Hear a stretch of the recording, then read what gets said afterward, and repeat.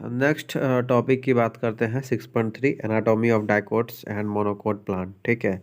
आप किसी भी सबसे पहले डाइकोट रूट की बात करते हैं, अगर उसका क्रॉस सेक्शन लेते हैं, ट्रांसवर्स सेक्शन लेते हैं, अगर किसी भी डाइकोट रूट का लाइक सनफ्लावर रूट का एग्जांपल क्रॉस सेक्शन लेते हैं तो उसका जो इंटरनल टिश्यूज कैसे ऑर्गेनाइज है वही देखना है। ठीक है। तो सबसे पहले देखो, सबसे पहले डाइकोट रूट अगर हम देखते हैं तो उसमें आउटर मोस्ट जो लेयर होगा उसका क्या नाम होगा? एपीब्लेमा। आउटरमोस्ट जो लेयर होगा उसका क्या नाम होगा? एपीब्लेमा। अब देखो एपीब्लेमा सेल ही कुछ आगे फॉर्म हो जाता है, कुछ many cells of epiblema protrude protrude मतलब आगे निकल जाता है और एक यूनिसेलुलर रूट हेयर बना लेता है। कैसा सेल बना लेता है? यूनिसेलुलर रूट हेयर्स बना लेता है। एपीब्लेमा से ही रूट हेयर सेल निकलता है। नेक्स्ट कोटेक्स की जब बात करते हैं तो कोटेक्स में जो है, कोटेक्स किससे मिलकर बना होता है? थिन वॉल पेरेन्किमा सेल से बना होता है। कोटेक्स किससे मिलकर बना होता है? कुछ लेयर होता है कोटेक्स का जिससे जिसे जिसे थिन वॉल पेरेन्किमा सेल से बना होता है, उसमें इंटरसेलुलर स्पेस होगा। सबसे जो इनर मोस्ट लेयर होता है ना कोटेक्स का, वो एंडोडर्मिस कहलाता है। ठीक है। अब एंडोडर्मिस में जो है ये एक सिंगल लेयर है। ठीक है। पैरल शेप्ड लाइक स्ट्रक्चर है। इसमें इंटरसेलुलर स्पेस नहीं होगा, इसमें इंटरसेलुलर स्पेस नहीं होगा। इसमें टू टाइप्स का वॉल, एक टेंजेंशियल वॉल होता है, एक रेडियल वॉल होता है। ठीक है। Endodermal cells. ठीक है। आप देखो एंडोडर्मल सेल में जो होता है एक जो है वैक्सी मटेरियल डिपॉजिट होता है। ठीक है। वैक्सी मटेरियल डिपॉजिट होता है जिसका नाम क्या है? Caspian strip. सुबेरिन डिपॉजिट होता है, वैक्सी मटेरियल सुबेरिन डिपॉजिट होता है एंडोडर्मिस वाला लेयर में, जो कि एक कैस्पियन स्ट्रिप को फॉर्मेशन करता है। ठीक है। मतलब ये है कि कैस्पियन स्ट्रिप जो है एंडोडर्मिस में मिलेगा, तो एंडोडर्मिस में जो रेडियल और टेंजेंशियल वॉल होता है ना, उसमें सुबेरिन का वैक्सी मटेरियल जो सुबेरिन होता है उसका डिपोजिशन हो जाता है। डिपोजिशन होने के कारण एक स्ट्रिप बनाता है जिसका नाम कैस्पियन स्ट्रिप है। और ये इसके वजह से जो है ना, ये सुबेरिन डिपॉजिट होने की वजह से ये वाटर इम्परमेबल हो जाता है, यहाँ इसके अंदर पानी नहीं जा पाएगा। अब जब हम एंडोडर्मिस की बात करें, इसके बाद जो एंडोडर्मिस के बाद थिक वॉल पेरेन्किमा रहता है जिसका क्या नाम है? पेरीसाइकिल नाम है, पेरीसाइकिल नाम है। ठीक है। Thick wall parenchyma, thin wall. अगर देखो डाइकोट रूट में थिन वॉल पेरेन्किमा पूछा जाए तो उसका क्या आंसर जाएगा? कोटेक्स जाएगा। अगर डाइकोट रूट में अगर थिक वॉल पेरेन्किमा पूछे तो उसका आंसर पेरीसाइकिल जाएगा। ठीक है। पेरीसाइकिल क्या पार्ट है? यहाँ से जो है ना लेटरल रूट निकलता है। पेरीसाइकिल से लेटरल रूट और वेस्कुलर कैम्बियम निकलता है। कब निकलता है? जब सेकेंडरी ग्रोथ जब होता है ना इस सेल में, पेरीसाइकिल में जब सेकेंडरी ग्रोथ होने लगता है तो यहाँ से लेटरल रूट और कुछ वेस्कुलर कैम्बियम निकलता है जो कि सेकेंडरी ग्रोथ करने में हेल्प करता है। ठीक है। अब इसमें जो पिथ होता है ये बहुत छोटा सा होता है, स्मॉल होता है, इनकॉन्सिपिशियस होता है। अब देखो दो पेरेन्किमेटस जो होता है, अगर जाइलम और फ्लोएम के बीच में पेरेन्किमेटस सेल प्रेजेंट है, लाई कर रहा है। ठीक है। जाइलम और फ्लोएम के बीच में अगर पेरेन्किमेटस सेल लाई कर रहा है तो उसको क्या बोलते हैं? कंजक्टिव टिश्यू बोला जाता है। क्या बोला जाता है? Conjunctive tissue. अब देखो दो से ज़्यादा, अगर देखो दिया जो कंजक्टिव जो जाइलम और फ्लोएम का जो पैचेज होता है यूजुअली डाइकोट रूट में कितना होता है? 2 से 4 होता है। ठीक है। 2 से 4 होता है। अब देखो सेकेंडरी ग्रोथ के टाइम में क्या होता है? कैम्बियम रिंग प्रेजेंट हो जाता है जाइलम और फ्लोएम में। ठीक है। अब जितना भी टिश्यू है एंडोडर्मिस के इनसाइड जितना भी टिश्यू है ना, सबको स्टील बोला जाता है। ठीक है। मतलब एंडोडर्मिस के अंदर जितना भी टिश्यू से प्रेजेंट है लाइक पेरीसाइकिल, वेस्कुलर बंडल, पिथ, ये सब क्या बनता है? स्टील बनाता है। ठीक है। अब देखो जाइलम और फ्लोएम का जो पैचेज होगा उसका कितना नंबर होगा? 2 से 4, यूजुअली 2 से 4 होता है। मोनोकोट रूट की बात करें, अगर मोनोकोटिलेडन्स रूट की बात करते हैं तो इसका जो एनाटॉमी मोनोकोट रूट का हिस्सा है सिमिलर किसके तरह? डाइकोट रूट की तरह ही है, बहुत सारा रिस्पेक्ट में। ठीक है। जैसे कि epidermis, cortex, pericycle, vascular bundle, pith, इस सब के रिस्पेक्ट में बहुत सारा चीज़ सिमिलर है। कुछ इसमें जो डिफरेंट है वो इसमें जो है डाइकोट रूट में क्या होता है ना, जाइलम बंडल पढ़े थे हम लोग, 2 से 4 होता है डाइकोट रूट में। यहाँ जाइलम बंडल ज़्यादा होता है, मोर देन 6 होता है, पोलीआर कंडीशन होता है। जाइलम बंडल मोनोकोट रूट में ज़्यादा होता है। जो पिथ हम पढ़े थे वहाँ कैसा था? डाइकोट रूट में छोटा सा था, यहाँ पे पिथ लार्ज होता है, वेल डेवलप्ड होता है।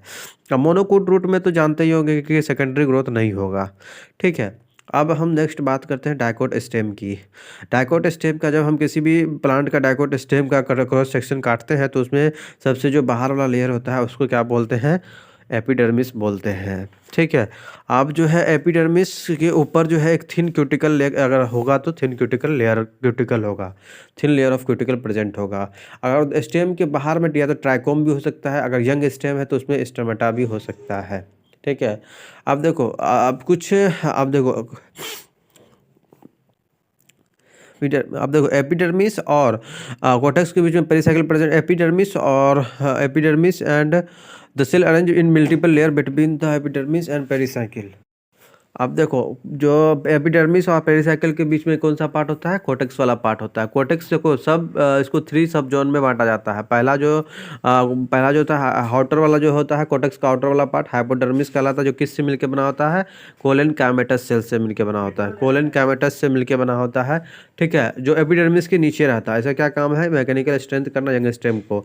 अब जो उसके बाद जो कोर्टिकुलर लेयर होता है, ठीक है, जो हाइपोडर्मिस के भी नीचे रहता है, ये किससे मिलकर बना होता है? राउंडेड थिन वॉल पेरेन्काइमेटस सेल से बना होता है, ठीक है। उसका सबसे इनर जो कोर्टेक्स का सबसे अंदर वाला जो पार्ट होता है वो एंडोडर्मिस होता है।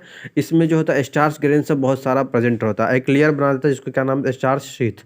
एंडोडर्मिस में स्टार्च ग्रेन प्रेजेंट रहता है और ये लेयर बनाता है जिसका नाम है स्टार्च शीथ। अब पेरिसाइकिल जो प्रेजेंट होता है जो एंडोडर्मिस के अंदर में पेरिसाइकिल प्रेजेंट रहता है, ठीक है। और फ्लोएम के ऊपर, मतलब पेरिसाइकिल एंडोडर्मिस के नीचे फ्लोएम के ऊपर प्रेजेंट रहता है, एक सेमिलुलर पैचेज के फॉर्म में रहता है।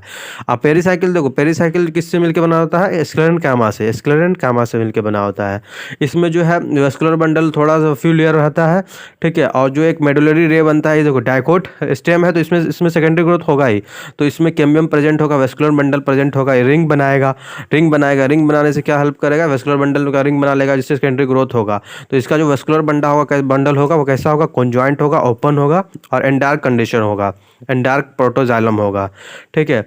अब देखो लार्ज नंबर इसमें, अब इसमें जो पिथ होगा ये लार्ज होगा और वेल डेवलप्ड होगा, ठीक है। इंटरसेलुलर स्पेस जो होगा पिथ वो लार्ज होगा और सेंट्रल पोर्शन में ऑक्यूपाई करेगा और वो क्या बनाएगा? पिथ बनाएगा। मोनोकोट स्टेम की बात करते हैं तो मोनोकोट स्टेम जो है इसका जो हाइपोडर्मिस था स्क्लेरेंट कैमेटस सेल से मिलकर बना होता है, स्क्लेरेंट कैमेटस सेल से मिलकर बना होता है, ठीक है। इसमें जो वास्कुलर बंडल होगा ये बिखरा हुआ होगा, ठीक है, स्केटर्ड के फॉर्म में होगा।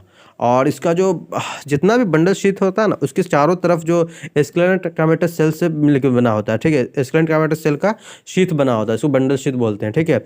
इसका जो लार्ज होगा कंसिपियस होगा, ठीक है। वास्कुलर बंडल जो होगा इसमें कॉन्जॉइंट होगा। अब मोनोकोट है तो इसमें तो सेकेंडरी ग्रोथ होगा ही नहीं, तो ये क्लोज्ड होता है, ठीक है। जो पेरीवास्कुलर बंडल जो बिखरा होता है तो अंदर वाला साइड में जो है ना ज़्यादा बड़ा वाला होगा, इस पेरीफेरल साइड पे वास्कुलर बंडल छोटा छोटा होगा, जबकि अंदर साइड में मिडिल पार्ट में उसका साइज वास्कुलर बंडल का साइज बड़ा होगा। अब जब फ्लोएम पेरेन्काइमा की बात करते हैं तो ये इसमें फ्लोएम पेरेन्काइमा एब्सेंट होता है। वाटर कंटेनिंग कैविटीज इसमें प्रेजेंट होता है, ठीक है, वास्कुलर बंडल के बीच। अब नेक्स्ट हम बात करते हैं dorsi ventral leaf. Dicot leaf की बात करते हैं। डाइकोट लीफ देखो, डाइकोट लीफ का जब हम वर्टिकल सेक्शन लेते हैं किसी भी लीफ का तो ठीक है, इसमें 3 पार्ट आता है, ठीक है। इसमें 3 पार्ट आता है, पहला एपिडर्मिस, दूसरा मेसोफिल, तीसरा वस्कुलर सिस्टम, ठीक है। तो एपिडर्मिस जो है इसमें जो अपर वाला जो मतलब लीफ का अपर सरफेस कवर करता है उसको एडैक्सियल एपिडर्मिस कहते हैं, और जो लोअर सरफेस कवर करता है उसको एबैक्सियल सरफेस बोलते हैं, एबैक्सियल एपिडर्मिस बोलते हैं, ठीक है। और कुछ कॉन्सिपिसिस क्यूटिकल भी लीफ में प्रेजेंट रहता है, ठीक है। अब जो एबैक्सियल एपिडर्मिस होता है उसमें स्टोमेटा ज़्यादा पाया जाता है, और जो एडैक्सियल जो ऊपर वाला सरफेस था उसमें स्टोमेटा कम पाया जाता है। यहाँ तक कि एडैक्सियल सरफेस में स्टोमेटा किसी किसी में एब्सेंट भी हो जाता है, ठीक है। अब देखो अपर और लोअर एपिडर्मिस के बीच में जो सेल प्रेजेंट रहता है,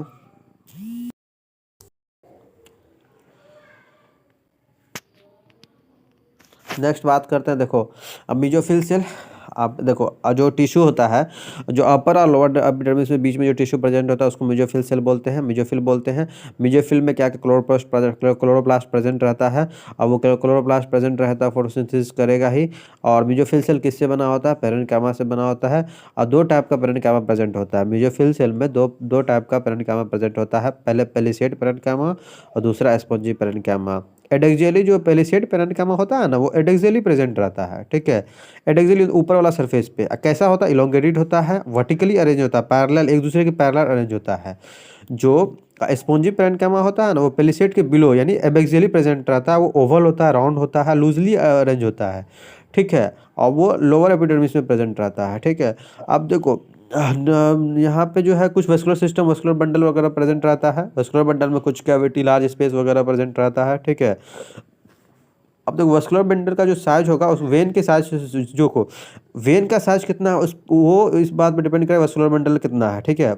वेन का साइज वस्कुलर बंडल पे डिपेंड करेगा। वस्कुलर बंडल का साइज वेन पे डिपेंड करता है, वेन कितना बड़ा है, ठीक है। वेन्स जो होता है उसका थिकनेस, जैसे रेटिकुलेट वेन प्रेजेंट होता है डाइकोट लिप्स में, ठीक है। वस्कुलर बंडल के चारों तरफ एक थिक वॉल रहता है, इसको बंडल शीथ बोलते हैं, ठीक है। अब हम मोनोकोट लीफ की बात करते हैं, तो मोनोकोट और डाइकोट दोनों का लीफ लगभग सिमिलर है, कुछ डिफरेंस है, कुछ पॉइंट में डिफरेंस है। जैसे कि मोनोकोट लीफ को आइसोबायलैटरल लीफ भी बोला जाता है। इसमें जो स्टोमेटा प्रेजेंट होता है ना, दोनों सरफेस पे इक्वल होता है, ठीक है।